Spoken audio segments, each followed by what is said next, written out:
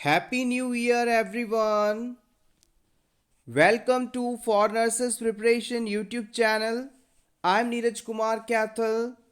Today is 2nd January 2021, and today's important nursing points are: first point, registration of birth must be within 21 days. याद रखिएगा, birth and death registration act के अनुसार जन्म और मृत्यु का पंजीकरण 21 दिनों के अंदर हो जाना चाहिए. Point number 2, menstruation fluid contains endometrial cells, glandular secretions, blood cells. Menstrual cycle के दौरान वुमेन को जो ब्लड लॉस होता है, ब्लीडिंग होती है, उसके अंदर यूट्रस की सबसे अंदर वाली लेयर यानी एंडोमेट्रियम लेयर की सेल्स, ग्लैंडुलर सिक्रेशन और ब्लड सेल्स मौजूद होते हैं. याद रखिएगा, प्रेगनेंसी के दौरान ये एंडोमेट्रियम लेयर ही डेसिडुआ के नाम से जानी जाती है. मेंस्ट्रुअल साइकिल की लेंथ की यदि बात की जाए तो एक नॉर्मल वुमेन के अंदर मेंस्ट्रुअल साइकिल 28 डेज का होता है, लेकिन मिनिमम और मैक्सिमम की बात करें तो ये 21 दिनों से 35 डेज के बीच का हो सकता है. अगर आपसे मेंस्ट्रुअल साइकिल में ब्लीडिंग कितने दिनों तक होती है, मेंस्ट्रुअल फ्लूइड लॉस कितने दिनों तक होता है, ये पूछा जाए तो आप बताएंगे 3 to 5 days is the bleeding time in a normal healthy woman.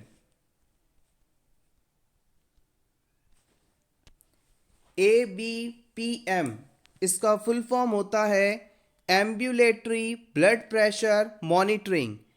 Ambulatory blood pressure monitoring.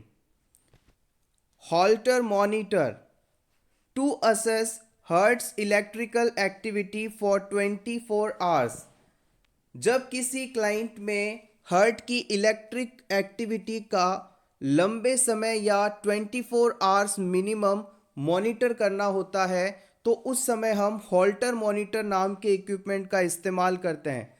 अगर एक बार आपको हर्ट की इलेक्ट्रिकल एक्टिविटी का मॉनिटर करना है तो इसके लिए ईसीजी का इस्तेमाल किया जाता है, और अगर आपको 24 आवर्स के लिए ईसीजी की रिकॉर्डिंग करनी हो तो उसे हम हॉल्टर मॉनिटर की सहायता से कर सकते हैं.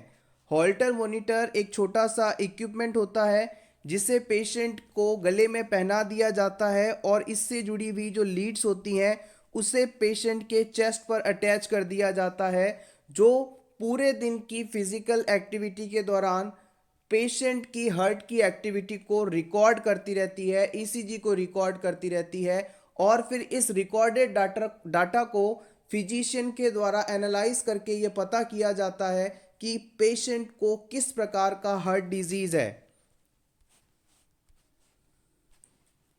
नेक्स्ट, अगर किसी क्लाइंट में आपको हार्ट की साइज और शेप का पता लगाना है, हार्ट की पंपिंग के दौरान इसका साइज और शेप कैसा रहता है, इस चीज़ की स्टडी करनी है, तो उसके लिए आप इकोकार्डियोग्राम करवाएंगे.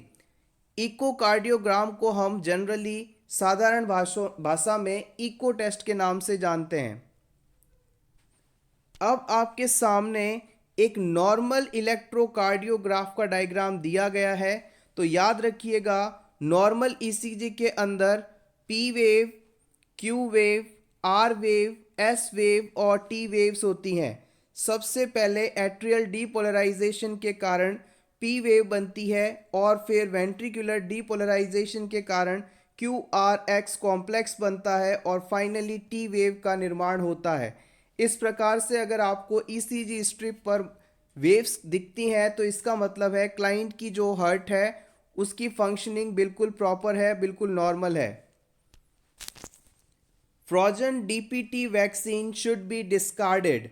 अगर आपने डिप्थीरिया, पर्टुसिस और टिटनेस वैक्सीन को फ्रीज कर दिया है, जमा दिया है, तो इसके बाद आप उसे इस्तेमाल नहीं कर सकते. इसे आपको डिस्कार्ड करना होगा, फेंकना होगा. Health survey and planning committee also known as Mudaliar Committee। Health survey and planning committee को हम मुदेलियर कमेटी के नाम से भी जानते हैं। मेनार्की शब्द का मतलब होता है फर्स्ट मेंस्ट्रुअल पीरियड। किसी भी फीमेल को पहला मेंस्ट्रुअल पीरियड या फ्लो आना मेनार्की कहलाता है और ये अराउंड 12 साल की उम्र पर होता है। नेक्स्ट टर्म आती है मेनोपॉज। मेनोपॉज का मतलब होता है एंड ऑफ रिप्रोडक्टिव फेज, यानी कि मेनोपॉजल वुमेन उस वुमेन को कहा जाएगा जिसमें मेंस्ट्रुअल साइकिल आना बंद हो गया हो और ये एज अराउंड 45 से 55 ईयर्स के बीच हो सकती है। अगर आपसे पूछ लिया जाए कि एक फीमेल की रिप्रोडक्टिव एज कितनी मानी जाती है तो आप कहेंगे 15 ईयर्स से 45 ईयर्स के बीच हम नॉर्मली रिप्रोडक्टिव फेज को मानते हैं।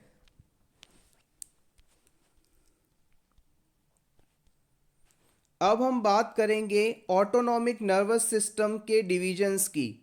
ऑटोनॉमिक नर्वस सिस्टम को हम सिंपैथेटिक नर्वस सिस्टम और पैरासिम्पैथेटिक नर्वस सिस्टम में क्लासिफाई कर सकते हैं।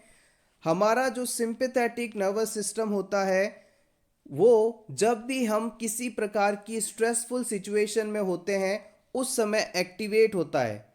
इस सिस्टम को आप फ्लाइट और फ्लाइट सिस्टम के नाम से भी जानते हैं। हिंदी में इसे आप जानें तो करो या मरो की स्थिति, या तो आप लड़िए फाइट कीजिए या फिर वहाँ से भाग जाइए यानी फ्लाइट कीजिए। इस प्रकार की स्ट्रेसफुल सिचुएशंस में जो बॉडी को टेकल करता है वो सिस्टम सिंपैथेटिक सिस्टम कहलाता है। पैरासिम्पैथेटिक सिस्टम उस समय एक्टिव रहता है जब आप बिल्कुल रिलैक्स मूड में होते हैं, आप जब खाना खाते हैं, सोते हैं या रेस्टिंग पीरियड में होते हैं, उस समय पैरासिम्पैथेटिक नर्वस सिस्टम एक्टिवेटेड रहता है। एक टर्म जो एग्जाम में कई बार पूछी गई है, प्रीवेलेंस क्या होता है? प्रीवेलेंस एक ऐसी कंडीशन है जिसमें किसी डिजीज के ओल्ड और न्यू केसेस दोनों को इंक्लूड करके बताया जाता है।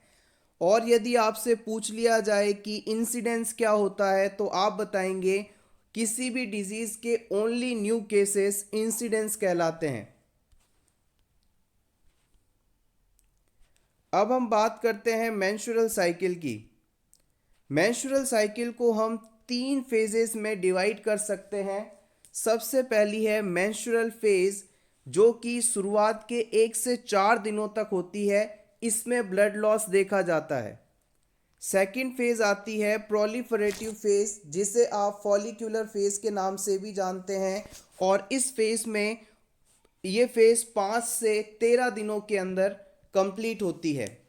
इसी फेज में हम ओव्यूलेशन को भी इंक्लूड करते हैं। ओव्यूलेशन यानी मैच्योर ओवम का रिलीज जो कि 13 से 16 दिनों के बीच में देखा जाता है। लास्ट स्टेज आती है थर्ड स्टेज, इसे हम सिक्रेटरी फेज या ल्यूटियल फेज के नाम से जानते हैं और ये 16 से 28 दिनों के बीच होती है। गौर कीजिएगा, हमने आपको पहले बताया था कि एक नॉर्मल हेल्दी वुमेन के अंदर मेंस्ट्रुअल साइकिल की टोटल ड्यूरेशन 28 डेज की होती है। आप चाहें तो इसका स्क्रीनशॉट ले सकते हैं आपके रिवीजन के लिए। Next point, 1 to 5 micron is maximum size of droplet nuclei that can be inhaled into alveoli of the lungs। अगर आपसे पूछ लिया जाए कि हमारे लंग्स में मौजूद एल्वुलाइज के द्वारा कितने मैक्सिमम साइज के ड्रॉपलेट न्यूक्लियाई को इनहेल किया जा सकता है तो आप बताएंगे 5 माइक्रोन। याद रखिएगा 1 से 5 माइक्रोन साइज के ड्रॉपलेट न्यूक्लियाइज को हम इनहेल कर सकते हैं। नेक्स्ट है मोरुला। मोरुला का मतलब है फर्टिलाइजेशन के बाद 12 से 15 सेल्स से बनी स्ट्रक्चर। फर्टिलाइजेशन प्रोसेस के बाद 12 से 15 सेल्स से बनी स्ट्रक्चर मोरुला के नाम से जानी जाती है। Implantation of fertilized ovum is called nidation and nesting. याद रखिएगा, फर्टिलाइजेशन के बाद ओवम का यूट्रस में इम्प्लांटेशन जो होता है वो ब्लास्टोसिस्ट फॉर्म में होता है, और इस प्रोसेस को हम निडेशन एंड नेस्टिंग के नाम से जानते हैं। और ये भी याद रखिएगा, इम्प्लांटेशन का प्रोसेस फर्टिलाइजेशन होने के 6 दिन बाद शुरू होता है और लगभग 11वें दिन कंप्लीट हो जाता है। Next point, mean arterial pressure. Mean arterial pressure calculate करने के लिए आपको डायस्टोलिक बीपी को 2 से मल्टीप्लाई करना है और फिर उसमें सिस्टोलिक ब्लड प्रेशर को ऐड करना है और इसे फिर 3 से डिवाइड करना है। मान लीजिए किसी पर्सन के अंदर ब्लड प्रेशर बिल्कुल नॉर्मल है, 120/80 है, तो इसका अगर आपसे mean arterial pressure value calculate करने के लिए बोला जाए तो आप कहेंगे सबसे पहले हम 2 मल्टीप्लाइड बाय डायस्टोलिक बीपी दिया गया था 80, और फिर इसे मल्टीप्लाई करेंगे, ऐड करेंगे, इसमें ऐड करेंगे सिस्टोलिक ब्लड प्रेशर जो कि 120 दिया गया था, और अपॉन में आएगा 3। इसे आप जब सॉल्व करेंगे तो आएगा 160 प्लस 120 अपॉन 3, तो ये हो जाएगा 082 अपॉन 3, तो ये आएगा आपका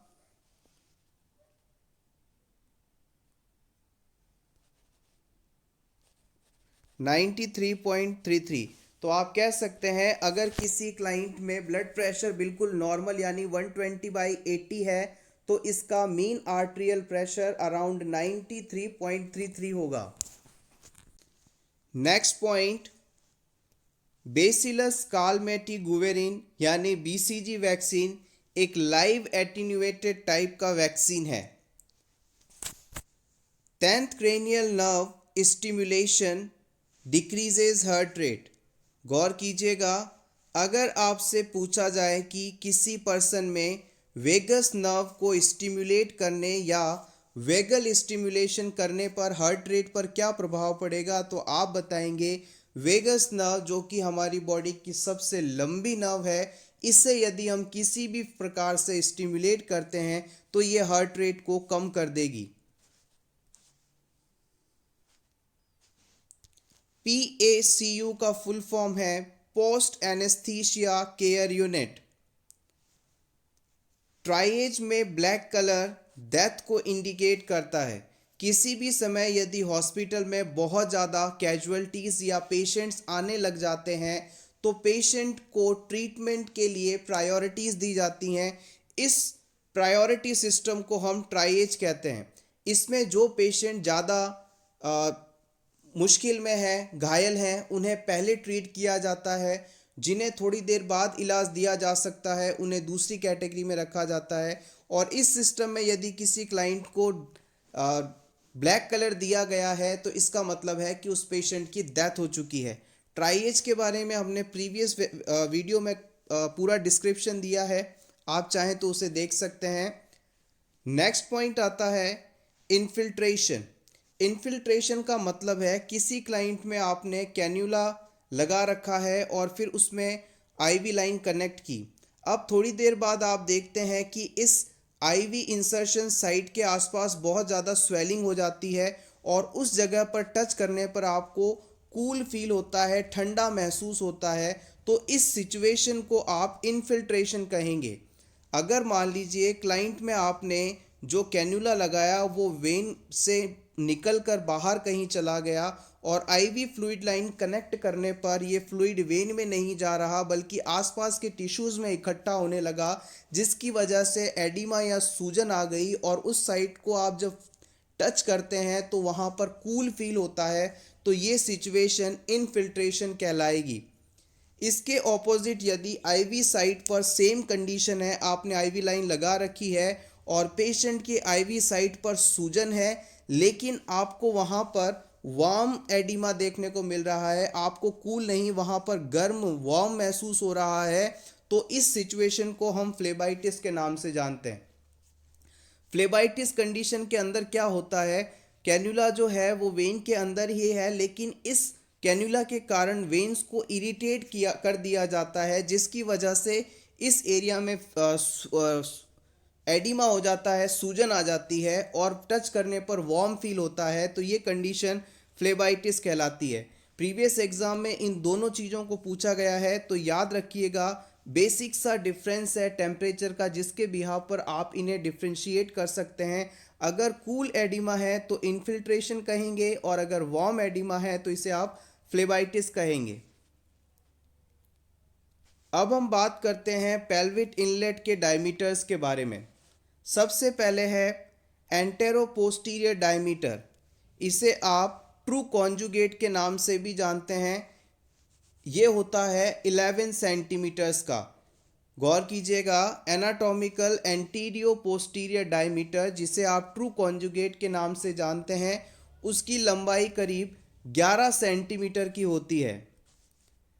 अब हम बात करेंगे नेक्स्ट ऑब्स्टेट्रिक कॉन्जुगेट की। ऑब्स्टेट्रिक कॉन्जुगेट को हम शॉर्टेस्ट एंटीरियो पोस्टीरियर डायमीटर की बात के नाम से भी जानते हैं, और इसकी जो कुल लेंथ है वो अराउंड 10.5 सेंटीमीटर्स होती है। और फाइनली आता है डायगोनल कॉन्जुगेट, जो कि 12.5 सेंटीमीटर्स का होता है। याद रखिएगा, डायगोनल कॉन्जुगेट जो है 12.5 सेंटीमीटर्स का होता है। आप चाहें तो इसका स्क्रीनशॉट ले सकते हैं आपके रिवीजन के लिए। Next point, concept of comprehensive health care given by Srivastava committee. Comprehensive health care का सिद्धांत श्रीवास्तव कमेटी के द्वारा दिया गया था। फीटल स्कल का निर्माण कौन कौन सी बोन्स मिलकर करती हैं, आइए इसे भी जान लें। 2 फ्रंटल बोन्स होती हैं, 2 पैराइटल बोन्स होती हैं, 2 टेम्पोरल बोन्स होती हैं, और 1 ऑक्सीपिटल बोन होती है। गौर कीजिएगा, 2 पैराइटल, 2 फ्रंटल, 2 टेम्पोरल और 1 ऑक्सीपिटल, ये बोन्स मिलकर फीटल स्कल का फॉर्मेशन करती हैं। Next, anti embolism stockings must be Warne before getting out of bed. अगर किसी क्लाइंट में, किसी पेशेंट में डीप वेन थ्रोम्बोसिस डेवलप होने की संभावना है, वीनस रिटर्न प्रॉपर नहीं है, तो उस पेशेंट को हम एंटी एम्बोलिज्म स्टॉकिंग्स पहनने के लिए कहते हैं। एंटी एम्बोलिज्म स्टॉकिंग्स कुछ भी नहीं है, सिंपल एक कपड़े जैसी स्ट्रक्चर होती हैं जिसे क्लाइंट को पहना दिया जाता है। ये काफ़ी ज़्यादा टाइट होती हैं, जिससे कि पेशेंट की एक्सट्रीमिटी पर लगातार दबाव बना रहता है, और जो ब्लड का फ्लो है वो अच्छा बना रहता है। ब्लड फ्लो को इंक्रीज करने के लिए, लोअर बॉडी से स्पेशली ब्लड को ऊपर की तरफ, हार्ट की तरफ ले जाने के लिए इन टाइट क्लॉथिंग्स को पहनाया जाता है। इन्हें ही हम एंटी एम्बोलिज्म स्टॉकिंग्स के नाम से जानते हैं। और पेशेंट को जो एंटी एम्बोलिज्म स्टॉकिंग्स का यूज़ कर रहे हैं, उन्हें हम ये सलाह देते हैं कि वो जैसे ही उठें, बेड से बाहर जाने वाले हों, उस समय मॉर्निंग में ही बेड से बाहर जाने से जस्ट पहले ही इन्हें पहन लें, और इन्हें लगातार पहन के रखें, तभी ये इफ़ेक्टिव होते हैं, इफ़ेक्टिव माने जाते हैं। अब हम बात करते हैं कैल्शियम चैनल ब्लॉकर्स की। कैल्शियम चैनल ब्लॉकर्स, जिसे आप सीसीबीज के नाम से जानते हैं, ये एक वैसोडाइलेटर ड्रग है। वैसोडाइलेटर का मतलब है कि किसी क्लाइंट में यदि आपने कैल्शियम चैनल ब्लॉकर्स दिए, तो उसकी जो ब्लड वेसल्स का साइज़ है, ये पहले कॉन्स्ट्रिक्टेड ब्लड वेसल्स थी, सीसीबीज देने के बाद ये जो ब्लड वेसल्स का साइज़ है वो काफ़ी बढ़ जाएगा, यानी उसमें डायलेशन हो जाएगा, डायलेट हो जाएगा, और इस डायलेशन की वजह से क्लाइंट में जो ब्लड प्रेशर है वो कम होने लगता है, ठीक होने लगता है। तो हम कह सकते हैं कि हाइपरटेंशन के पेशेंट, यानी जिनमें बीपी बहुत ज़्यादा रहता है, उन पेशेंट्स को हम कैल्शियम चैनल ब्लॉकर मेडिसिन देते हैं, जो कि ब्लड वेसल्स को डायलेट कर देती हैं और जिससे पेशेंट का बीपी कम हो जाता है। अब हम बात करते हैं कि कैल्शियम चैनल ब्लॉकर्स के एग्जाम्पल क्या हैं। तो याद रखिएगा एम्लोडिपिन और निफेडिपिन।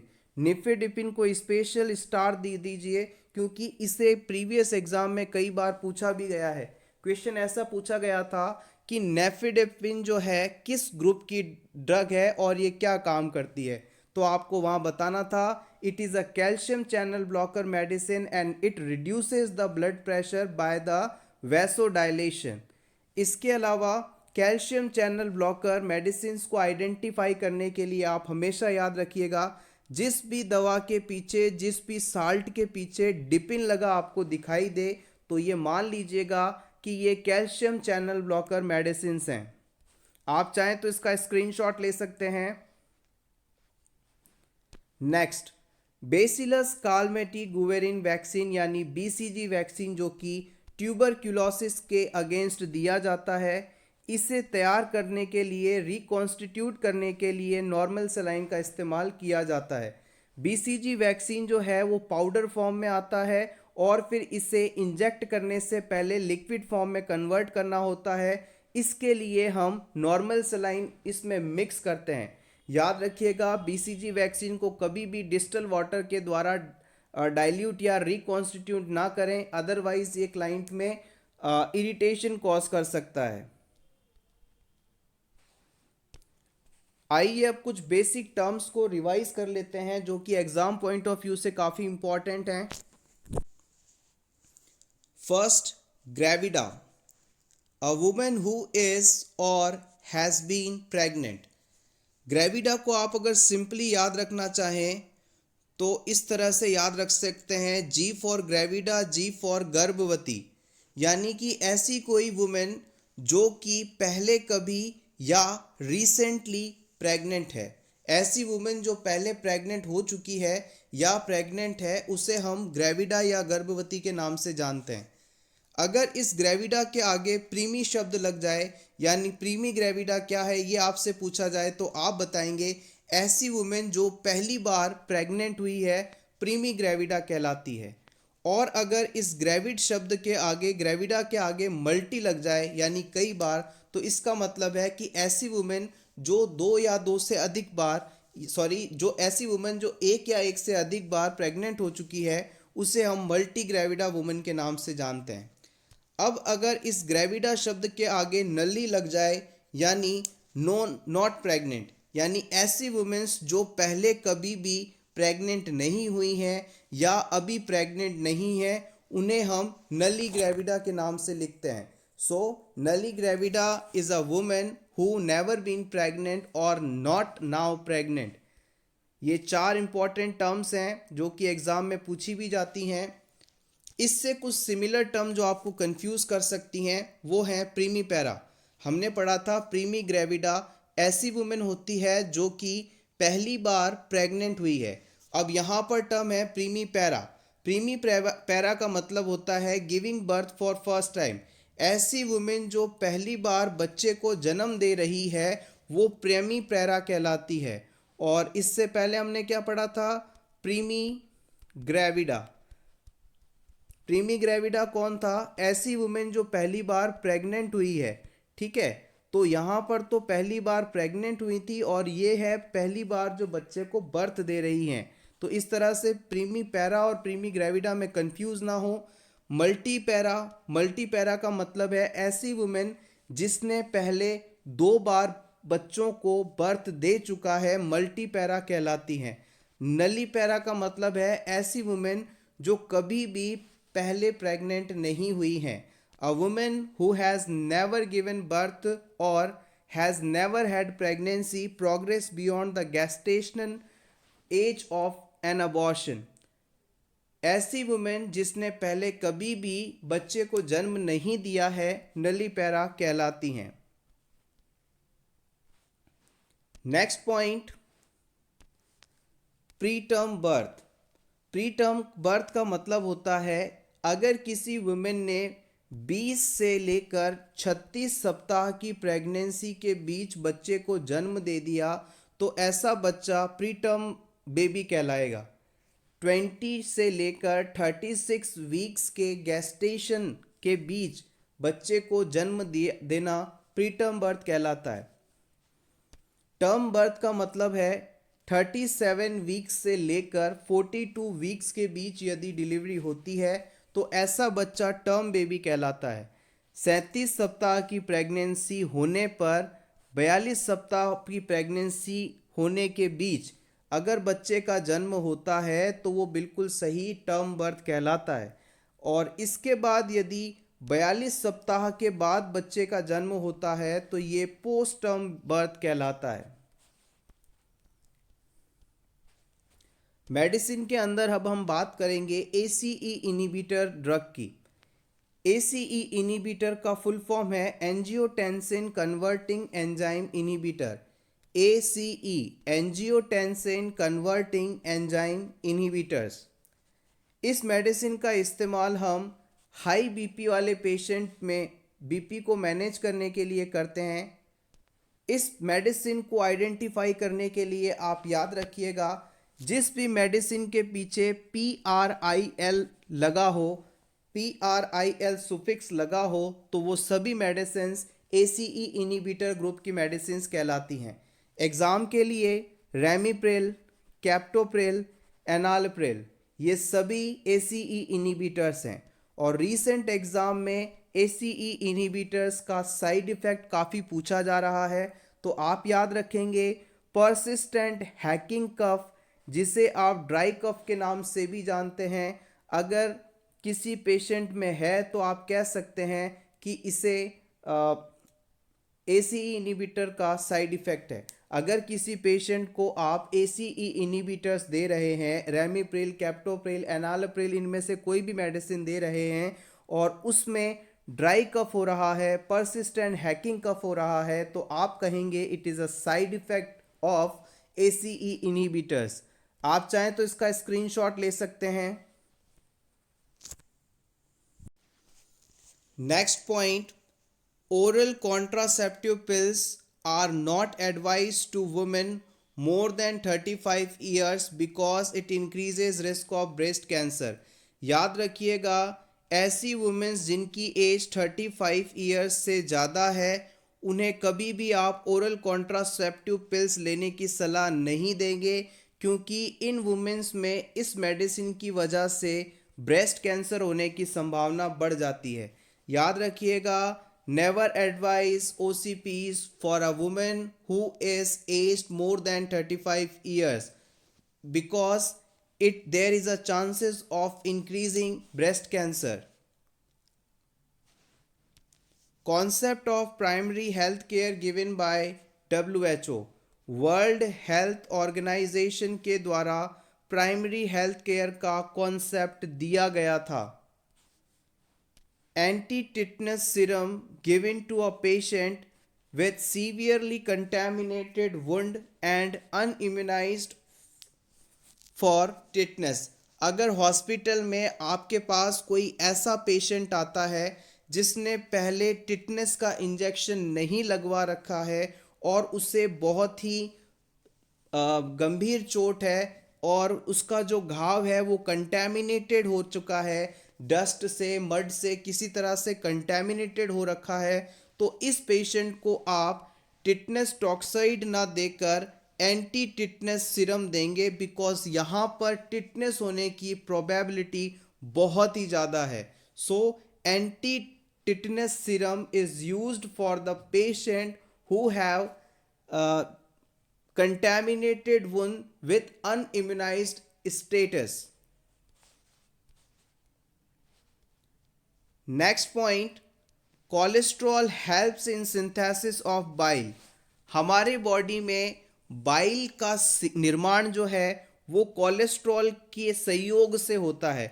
बाइल के निर्माण में कोलेस्ट्रॉल इम्पॉर्टेंट माना जाता है।